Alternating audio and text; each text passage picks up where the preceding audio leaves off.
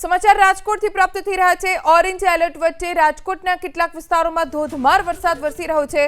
Orange alert વચ્ચે રાજકોટમાં ધોધમાર વરસાદની શરૂઆત થતાં જ વાતાવરણમાં ઠંડક પ્રસરી ગઈ છે। અનેક વિસ્તારોમાં ધોધમાર વરસાદ વરસી રહ્યો છે। હવામાન વિભાગની પણ આગાહી છે કે ધોધમાર વરસાદ પડશે। અમારા સંવાદદાતા પરાક્રમસિંહ જાડેજા પાસેથી વધુ જાણકારી પ્રાપ્ત કરીશું।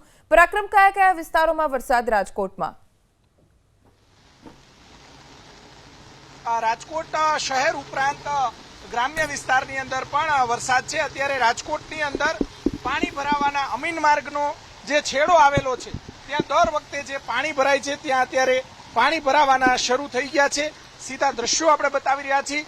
જોઈ શકાય છે કે ભારે વરસાદ છેલ્લા 15 મિનિટથી શરૂ થયો અને 15 મિનિટની અંદર જે અલગ અલગ વિસ્તારોમાં જ્યાં વર્ષોથી પાણી ભરાય છે, નિકાલની વ્યવસ્થા નથી, ત્યાં અત્યારે પાણી ભરાયેલું જોવા મળી રહ્યું છે। આ રિક્ષા જોઈ શકાય છે કે બંધ થઈ ગઈ છે।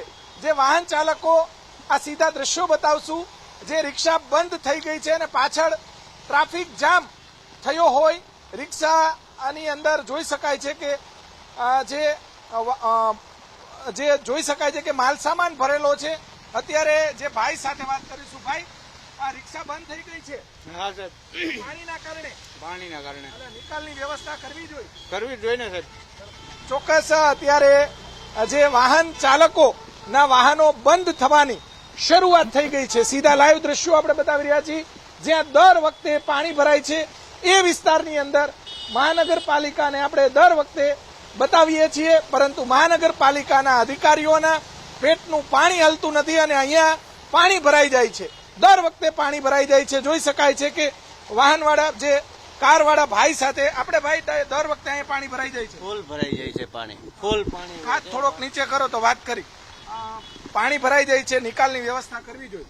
કરવી જ જોઈએ। અહીંયા કરે છે એ પણ કામનો નથી। પાછો સ્થિતિ તો એવી ને એવી છે અને ફૂલ પાણી ભરાઈ જાય છે અને ખૂબ વાહનવાળા હેરાન પણ થાય છે। બરોબર। ઓકે। થોડા વરસાદમાં પણ ભરાઈ જાય?